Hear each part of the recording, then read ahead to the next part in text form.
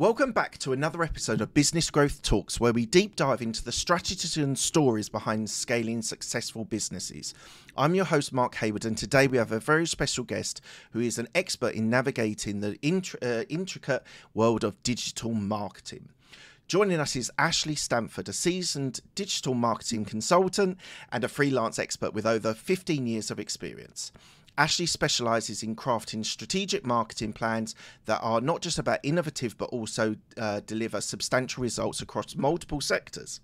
Currently, she holds the position of EVP at Executive Vice President at Client Strategy at Ticket Socket, and is the Vice President and co-founder of Ice Cream Social, a cutting-edge tool that revolutionises the word-of-mouth marketing in our digital era.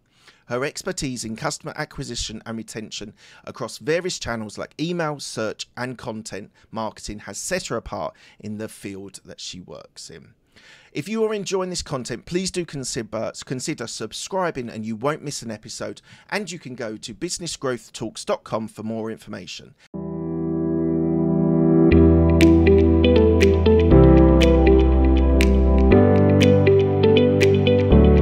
Hello, Ashley. Hey, how Mark, are you today? I'm great. What a nice bio you put together about me. Oh, thank you so much. Thank you so much. It's Yeah. all accurate, Yeah. I hope.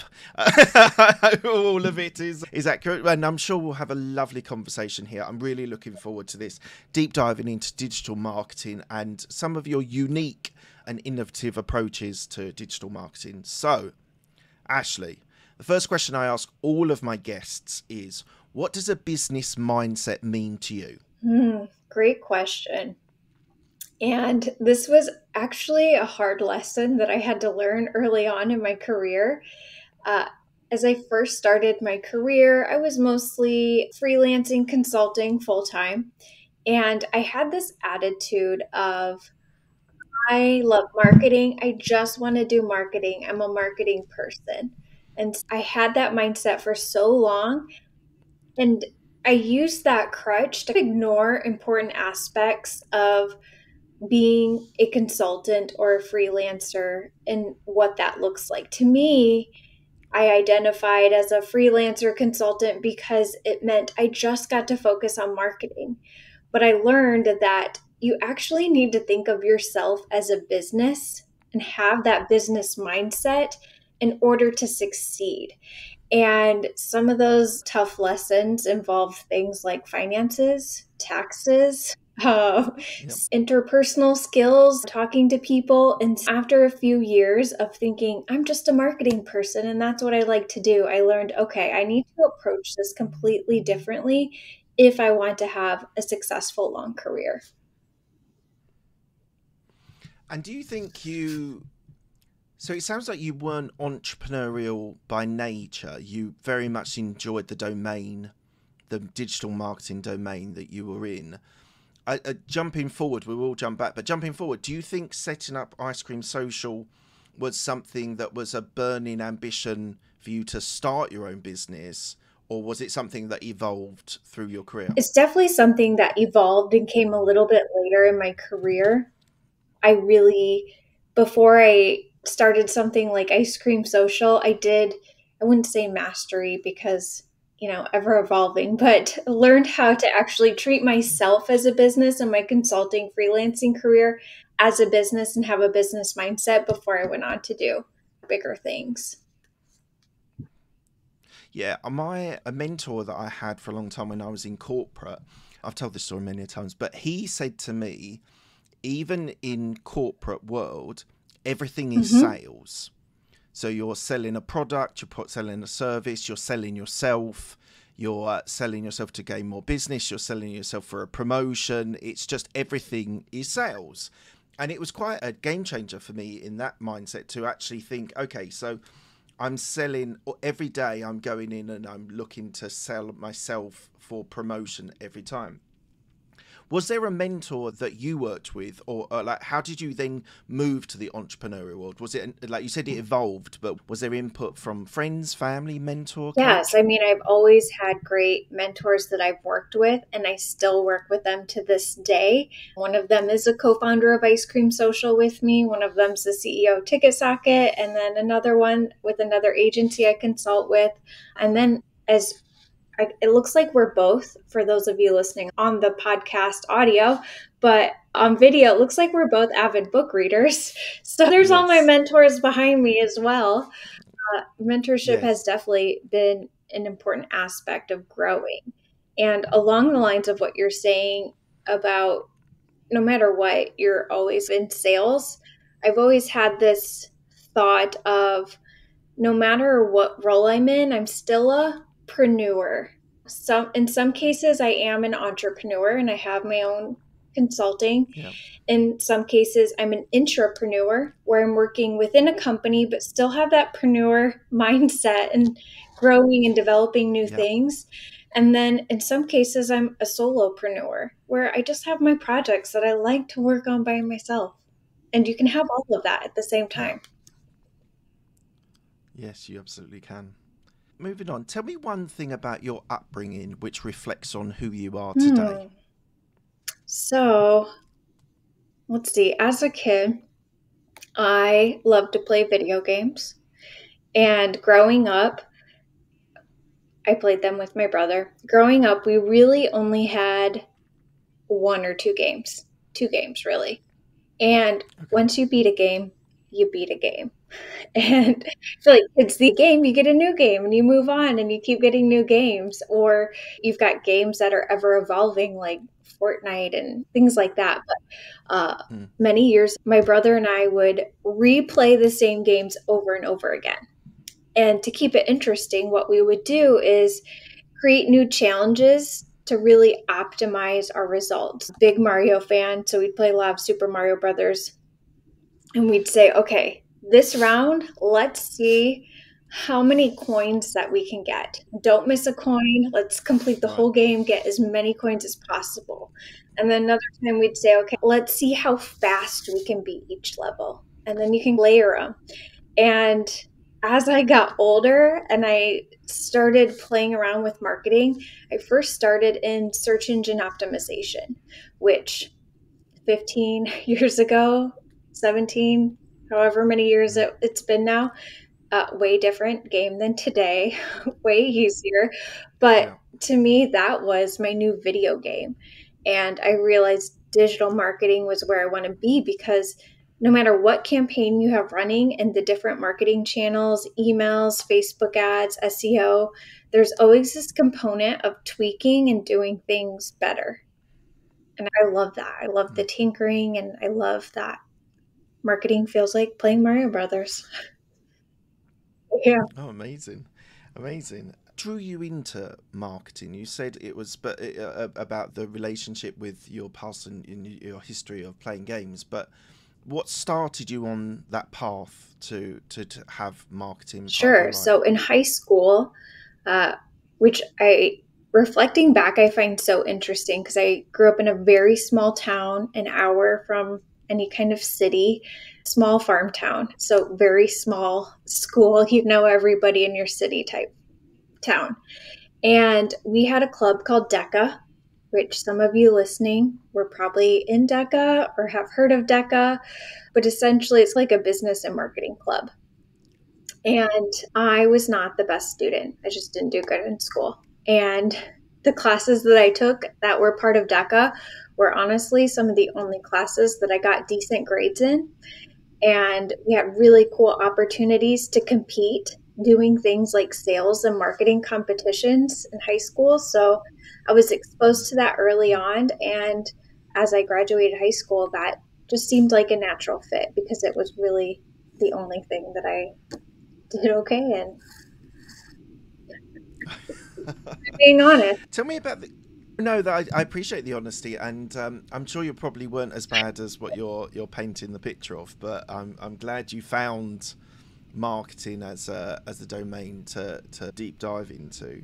So tell me about the concept of ice cream social, and what specific market it Sure. addresses. So the idea behind Ice Cream Social is to turn every single customer into an influencer for your brand or your business or your event. And the thinking behind that, I've done a lot in influencer marketing. Everything from giving someone free product in exchange for posting a picture, all the way to paying a 15-year-old girl $100,000 for one YouTube video. So I've touched everything across the gamut there for Mm, influencer mm, marketing on different levels. And what I have found is even if you do not have social media, you can still be an influencer. Even if you don't have social media, which I know sounds weird. Who doesn't have social media? But everyone has friends and family who are just not active on social media.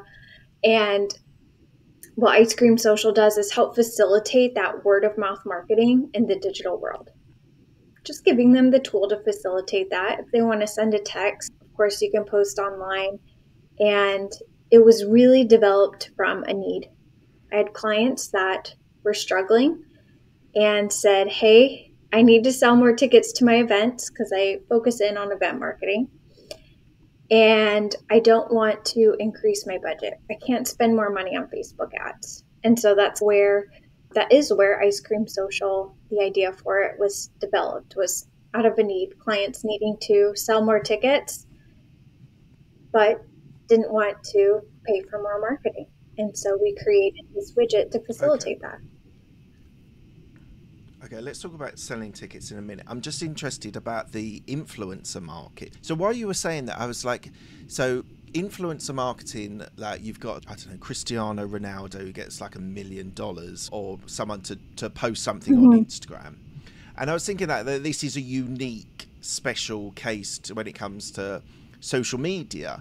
But actually, influencer marketing used to be advertising. People would people advertise a perfume or an aftershave or a t-shirt or whatever it is. So what's your thoughts on sort of the evolution of influencer marketing, and do you think it's more profitable for the content creators as well as the brands now with social media? I do. I think it's great on both ends. You have to know how to track it to make sure you're measuring the ROI on that. Uh, I would say I've also worked on things. I've worked with celebrities in the sense of using them as influencers or celebrity endorsements. And honestly, in some cases, our standard influencer who's not celebrity level, their content has a lot of times outperformed what a celebrity has done. Mm, I'm also not talking about your super big A-list celebrities like Ronaldo, but celebrities of well-known names. And as long as you know how yeah. to measure it, you know what the end goal is, they have the audience that you're trying to reach and they have an authentic relationship with them and they're engaged, you can see great results. Do you think ads,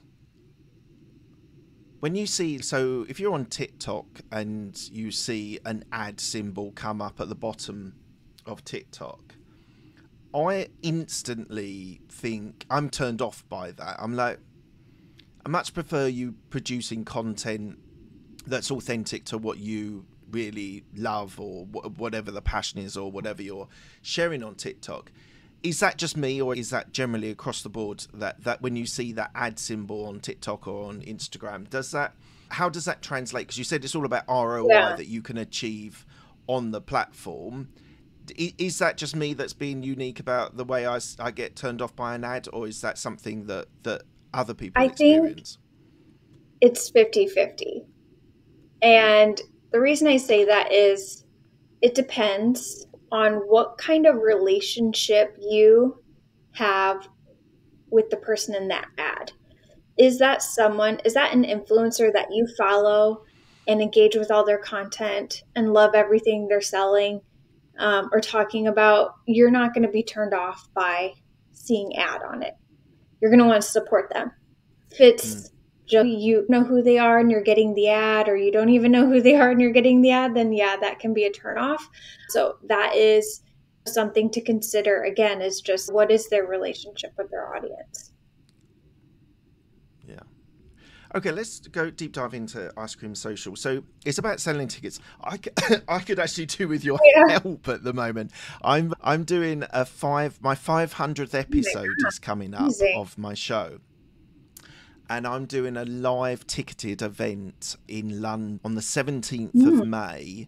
And I'm out there selling tickets, friends, family, network, building the audience, reaching out to people. From that ticketing aspect, so would that be, how does it work with Ice Cream Social? How do you help people sell tickets in that method? Ice Cream Social, essentially what we do is we can bolt it on to any website or checkout flow. So we have different partnerships with different ticketing companies or booking companies. And essentially what happens is somebody goes through the checkout process, and on the confirmation page, they get an offer. Something along the lines of, hey, this event would be way more fun if your friends go with you. So why don't you invite them, send them this promo code, and if you get 3 friends to buy a ticket, we'll give you a ticket refund or a gift card or something, whatever prize that we deem is worthy. Yeah. And it doesn't have to be 3 people, 5, it could be 10. There's some factors that kind of we decide. Yeah.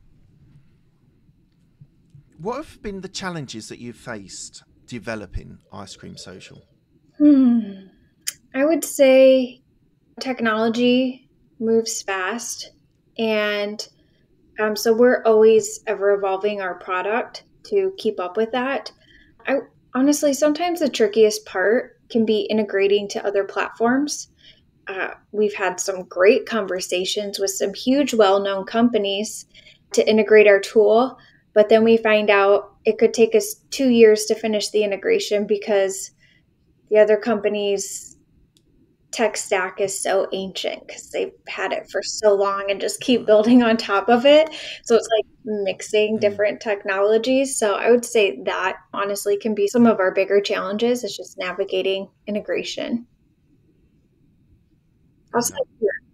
And how do you measure? I was just going to say, how do you measure success for Ice Cream Social? What are the metrics that you use? Great question. So some of the basic measurements is, of course, how much traffic we bring to your site, because we consider every customer an influencer. So all the influencers are sending out their links and bringing traffic back to your website, and very highly targeted traffic to your website because they're inviting their best friends who they know want to go with them, or their parents or their brother, sister, that sort of thing. So traffic, we do measure that. We measure conversions, how many sales Ice Cream Social brought in for you directly, and revenue, how much additional revenue Ice Cream Social added to your bottom line. And what's the sort of pricing model that you use for this? So for most of our clients, we offer Ice Cream Social at no monthly cost. So they get to use the tool, and if it works, they pay us out almost as like an affiliate or promoter of their event. So we'll charge a small percentage of the revenue we generated for them, not their total revenue, only the revenue of sales that we generated for them. That seems perfectly fair.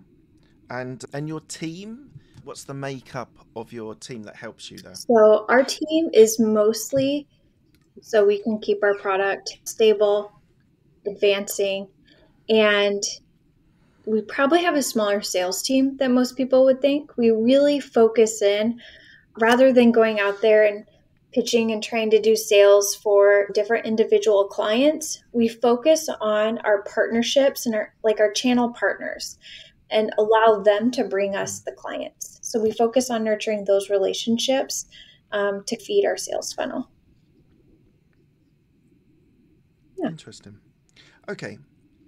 Can you explain how Ticket Socket, your other role, empowers event directors and how it's a game changer in the event management system? So at TicketSocket is a white labeled ticketing platform and registration solution. We power a lot of big brands, Spartan, Ironman, your color runs, a lot of circuses, lantern festivals, you name it. We ticket all kinds of events.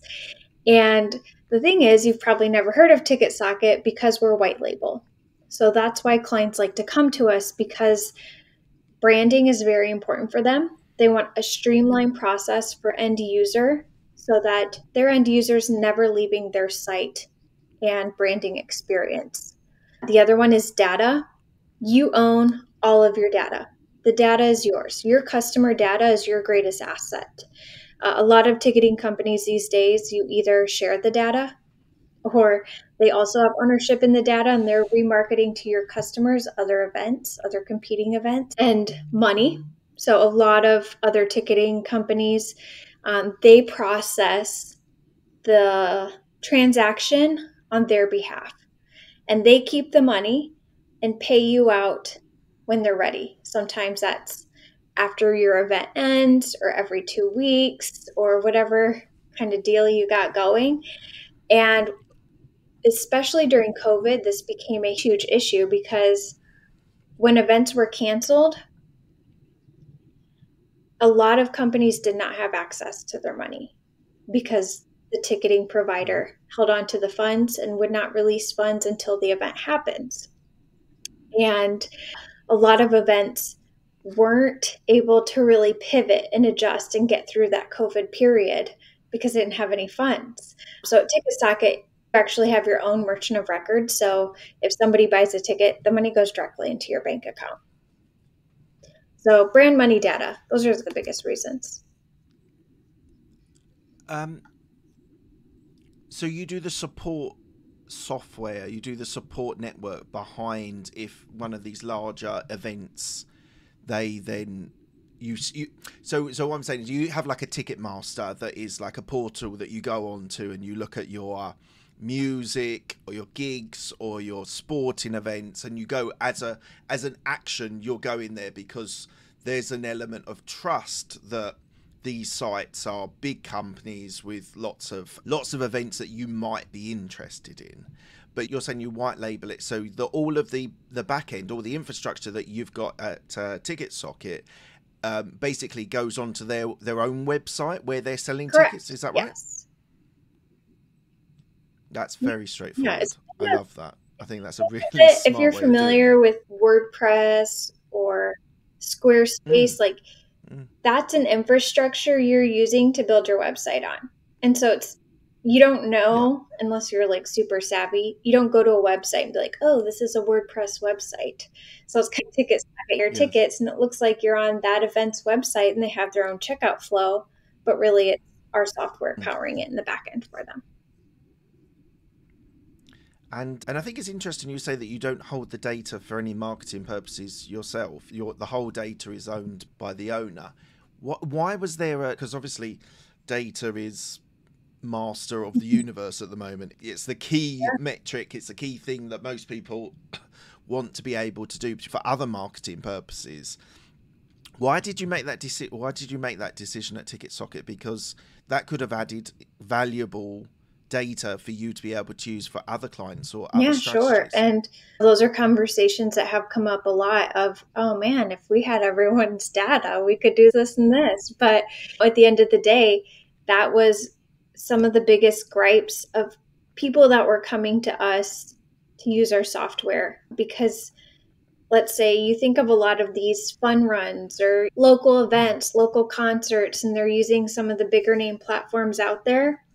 And they're emailing and retargeting ads, SMS to your customer list for competing events. It may not be competing on the same exact day and time, but it's competing for money.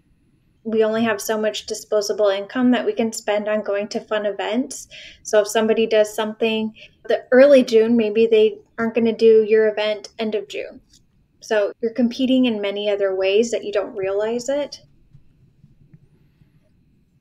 And so from my experience, I won't name the company. They've been absolutely fine, but I won't name the company just for other reasons. The company that I'm using for my ticketing for my event actually have said to me, you pay a fee for upfront for the number of tickets, maximum tickets that you can sell on this platform.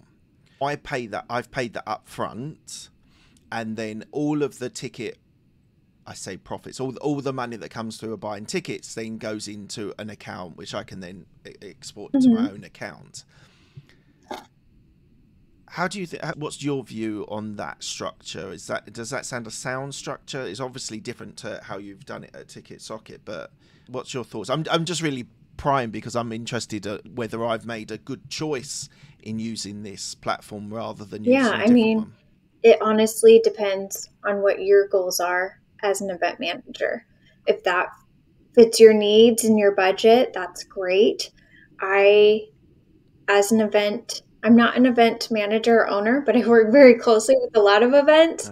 I don't think the idea of having your money sit in another account and have to transfer it out is ever good, just because of mention happened during COVID. Imagine you went 2 days without transferring any funds or something, and all of a sudden you can't access that money anymore. And it really does depend on what works for you as the event manager. And knowing where we're going with data, wouldn't you want to own your data? Because if something ever happened, at least you have all your customer data and you can reach out to them. I'm not sure I can download their names from this platform. I've not actually thought about it. Because a lot of the people are people that have been in my network. I know who they are. So I have had some, I say random people that I don't know that have bought tickets. It's an interesting point. I'm going to have a look and see if I can download that information, because I think it would be interesting to see whether I can then store that information and then do something with it as a follow-up, a thank you after the event. Your marketing, because the other thing about this, I'm asking all questions about my event, but interestingly, the platform that I chose their upfront fee wasn't very expensive, but they provided no marketing at all. Now, I know you've got like your Eventbrites and those types of companies that there is an element of searchability by using those platforms. How do you? So you're using their website to connect with. Is all of their marketing to their people? Is it all based on them and their website, or do you add additional services to help them with their marketing? Sure. For their event? So a lot of our clients coming to us, they've probably vetted Eventbrite. Maybe they've worked with Eventbrite in the future. And yeah, that has its benefits, some of the searchability and discoverability. And if you're a new, smaller event, that might be a place for you to start for sure. For us, some of the kind of marketing services we offer are integrated within the platform. So there's obvious things where you've got the SEO structure of your events for searchability within Google. And then same, we can auto-publish your events to Google Events. That information can easily be found if people are Googling. We have integrations like Ice Cream Social, which was born within Ticket Socket platform, later peeled off to become its own company. And then we have my role, which essentially what my role is at the company is I help our clients sell as many tickets as possible. So that could be as simple as a basic marketing onboarding with our clients, making sure all their pixels analytics are integrated, showing them some of our third-party integrations with email, SMS, whatever the case may be. A lot of times our clients probably have their own marketing team, so they probably don't need me, but they want to know how to use the system to its fullest from a marketing capability. So I'll run them through that.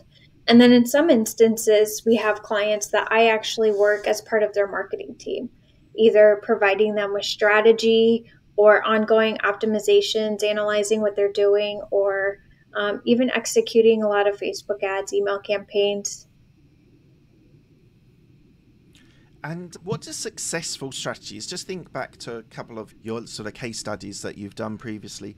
What's been the components of those strategies that you've implemented to give great digital marketing support? So I'd say number one is having a strategy.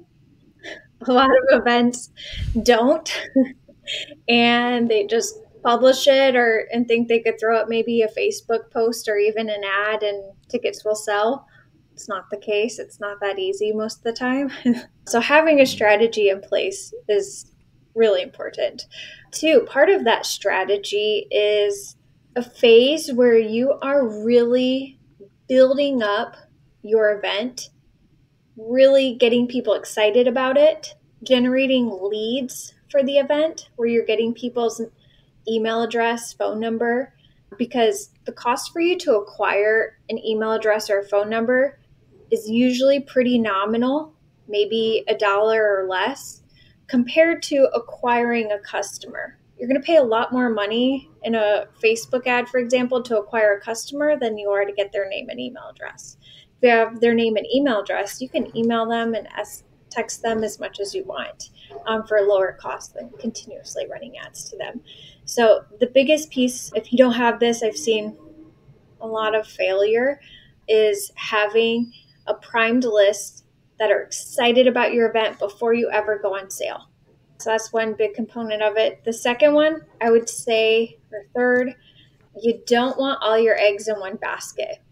I mentioned a lot about running certain ads on a particular platform. You don't want that to be your only go-to, because I've seen some pretty terrible things happen where accounts get hacked or all kinds of things, and then you don't know how to pivot. You don't have a list. There's nothing you can do, and you're kind of at the mercy of this platform. So making sure you have a very distributed marketing plan with different marketing channels. How do you keep your best talent, your people at your companies? How do you keep the best people to be able to provide the best service for your clients? Sure. Within our companies, some of the things that I think work really well is, one, just that human connection. We all genuinely care about each other, know each other. If somebody has a sick cat or a doctor's appointment, like, it's okay, go do your thing. Within that is that freedom. We all work virtually, and for the most part, everyone can make their own hours. Yes, we need to be accessible to clients during certain periods, whatnot, and that's fine. But as I mentioned, if you have to run out for something, like, there's no being chained to your desk. So giving people that freedom, letting them take vacations whenever they want, things like that is very important. And thirdly is empowering everyone to be their own leader. We are not a company where people are micromanaged at all. Is very self-starting, self-initiative, or have what I mentioned to you before, that intrapreneur kind of style where they have an idea and they can run with it and they can lead. And what's your approach to market expansion, getting new clients? How do you at Ice Cream Social and Ticket Socket think about expanding to new markets and new industries? Sure. So a lot of that is focusing in on those marketing channels, those partners, because they're going to be our greatest source of referral business. And we know they're going to bring us quality clients. So some of those could be a lot of the merchant processors that we work with, like Square, Stripe. We have great partnerships, relationships with them. Some of our marketing tools like Active Campaign or Attentive, we treat all of them as essentially sales channel partners for us. And we find that a lot more effective than necessarily going after every little potential client. And how has the market changed since COVID? So obviously hospitality was as an obvious point, it was majorly damaged and hurt. Has there been a bounce back? Are people less interested in going to as many events pre-COVID versus post-COVID? I would say, personally, from what I'm observing, people are still very interested in going to events. The type of events have evolved because our attention spans are maybe harder to keep. So your event can no longer just be the same event you've always put on before COVID. It needs to be immersive. It needs to be an experience. And you need to think of every element of your customer's senses, the smell, taste, touch, all of that. Like, what kind of experience are you going to immerse them in that's going to keep them coming back, keep them posting about their experience? So I would say that's the biggest shift, is if you're not evolving and having that mindset, it is much more difficult to sell tickets. What have you experienced with the advent of AI in the events management? Has it improved things? Or I was talking to someone today and he was saying, however valuable AI can be for creating posts or email marketing, still that personal touch, that human element is so pivotal. So what's been your experience of AI? I would agree with what he's saying. Another element I would just want to throw out there is we've all been using AI for a lot longer than we've realized. Before everyone just started saying AI, it was always a part of our strategies. You think about things like running ads on Meta and how those optimize. That's always been there. So a lot of those elements have always been in play. I do agree with that content and wanting it to be authentic in order for it to convert. AI can write a lot of really great things, but you still do need that human element to get it to convert, to push people over the edge. And one thing I like to do when I am using AI for writing support is I don't necessarily put in a prompt and say, hey, I need an email that promotes this event and gets people really excited and gets them to click the buy button. What I do is I actually write my email first, then I'll put it into AI and ask it to optimize it. And then after that, I'll still read it and give it that human touch if it's missing that. Granted, as you get more advanced with your prompts and everything, but yeah, I do agree that human element is still important. Yeah. Look, we're coming towards the end of the interview. It's the same 6 questions to all my guests. They're quickfire questions. They don't need a quickfire answer. What's the best decision that you've made? I would say freedom in my career. I've always kept an element of working from home, always deciding on what opportunities I take on based on where I'm at in my life, and keeping that element of freedom, no matter how scary it can be sometimes. So why did you start as a freelancer, first of all? Was it the freedom? Was it the working from home all those years ago? When I first started, it was the idea of having no ceiling on how much money I could make, no ceiling on my income, and having full opportunity. Right. And then I had children, so it was flexibility, and then time, and then financial, and then opportunity. Just kind of was one to keep that freedom, no matter how I defined freedom at that time. Amazing. What's the best piece of advice you've been given? I'd say bet on yourself and just go for it and just ask. I think very early on in my career, when I first started, I was charging such a low rate because I was so nervous and feel like I had enough clients and I was young. And someone was like, no, you need to 5x what you're charging. And so I was scared to death because I was like 20 years old. But with my next client, I was like, this is how much it costs. And they said yes. And that changed everything. That's amazing. That sort of... And who gave you that advice? Wow. Her name's Terry Sawyer. And this might be the same answer, but who's the person that's helped you most in your career? I would say in my career, there's 3 people in particular that I really appreciate everything they've done for me. Mark Miller, who's actually the CEO of TicketSocket. Jamie Eidsvold. She is the CEO of another agency I've worked with a lot called Smarty Social Media. And then a business coach that I've worked with a lot. His name is Jim Haley. They've all been foundational people in my career since I got started. Amazing. Tell me about a regret that you have. I'd say maybe not always taking chances on some personal projects or putting some personal projects off to the side and always focusing on where the money was at. Once I've made that shift and focused on some of those personal projects, the money follows and you're much more happy. Yeah, that's so true. That's so true.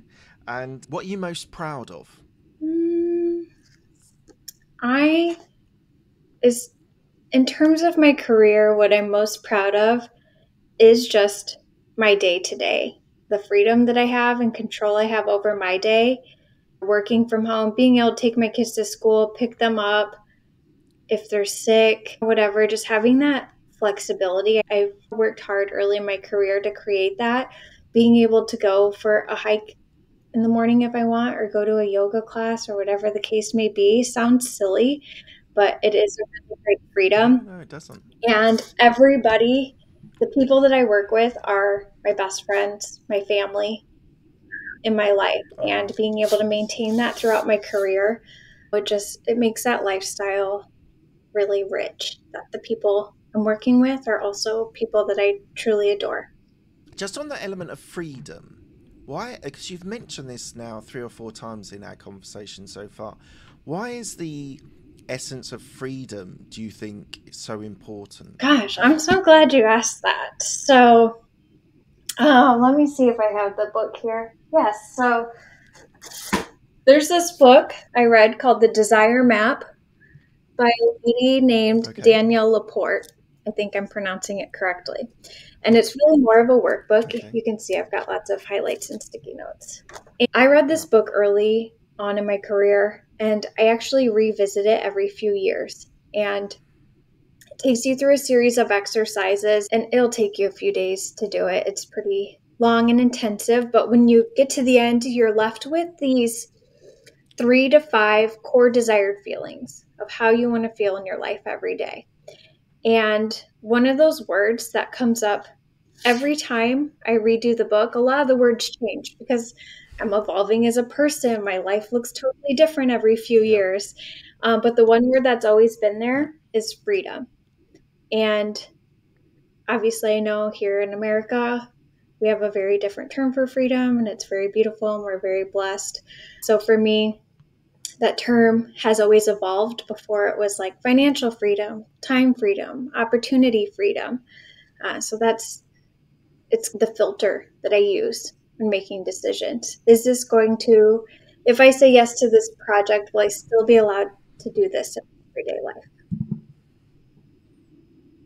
But why do you think freedom is that point for you? Because as you say, like, it could be financial freedom, it could be opportunity of freedom, but I'm just really intrigued by the evolution of freedom throughout your life. And look, I live in the UK, you live in America. We do have freedom as a right that we all are allowed to an extent, do what we like to do. And in other parts of the world, unfortunately, whether it's your sexuality or your gender or your lifestyle, you don't have those freedoms. I'm just want to press you on why you think that is so pivotal, and it has evolved, but why it's so pivotal for you. That's a great question that I haven't put a lot of thought into. There's a few things that come to mind. One, growing up, I grew up pretty poor, that I went like completely without. My parents still took good care of me, but always having that hunger of wanting more for my life. I'm someone where I need everything in my life to feel in sync or I'm not happy. There's no way I could go to a 9 to 5 that I didn't absolutely love and come home and be able to be the person that I need to be for my kids, for my family, my husband, my friends. Honestly, Mark, it was probably something from a past life that just hasn't come to the surface for me yet. And the other point you made about what you're most proud of is having friends that are your colleagues and friends who are your mentors. I think you're very blessed to have that. I think if you go into more the work, the employee role, people just don't have that. People come and go. Like I know in my corporate job, I did corporate for 14 years, and I know you can have quite deep and quite intense relationships with people in those companies, and they move or you move, and they just drift. They just absolutely drop off the radar. Is this something, like, it sounds like you're very proud of that, and you're very, like, grateful of the fact that you've got colleagues and peers who are your friends as well? I'm very proud of that and very grateful. And yeah, as I mentioned, the mentors that I named, I've been working with since the beginning of my career, and I consider them family. And yeah, that's very important to me. So Amazing. I'm going to follow that. That's important to me. And filtering opportunity. Yeah. Is this someone that I want to go out and get a beer with or have over for family dinners? Why do you do what you do? Oh man, I think we already answered that. The freedom. Yeah. It's the freedom again. Yeah. Yeah. I love the marketing. I love the video game aspect of it. I love the freedom. I love working in events, bringing people together to have a fun experience. I enjoy it all. Amazing. And lastly, what does legacy mean to you? Great question, which I've been pondering a lot about and don't have an answer yet, but it is something I've been thinking a lot about, because sometimes in marketing, it can feel superficial of, it's just Facebook, it's just an email. What am I doing to impact the world? And I don't know what my legacy will be yet, but I do know that I want to leave something behind in this world that's healing and loving. And Sounds like there might be another project or business out there doing something not at different. liberty to speak about it yet. Let's do a follow-up episode in 20 years. Yeah, absolutely. And lastly, if people want to reach out to you or find out more about you and your business, Sure. where can they go? You can go to ashley-stanford.com. Fantastic. Look, thank you so much for your time, Ashley. It's been an absolute pleasure speaking to you. Thank you for being a guest on my show. Appreciate it. I really hope you've enjoyed that content. It's a really fascinating interview that I've done there. So please do, if you are enjoying this content, please do give it a like. Please do give a subscribe. It'd be really good to boost the subscriptions. It really makes a difference to the algorithm in YouTube. So thank you for that. If you do hit subscribe, hit the bell icon, and you'll get all of the content. You'll get notified when all the content is available. Thank you so much for your time. It's really appreciated. Thanks a lot.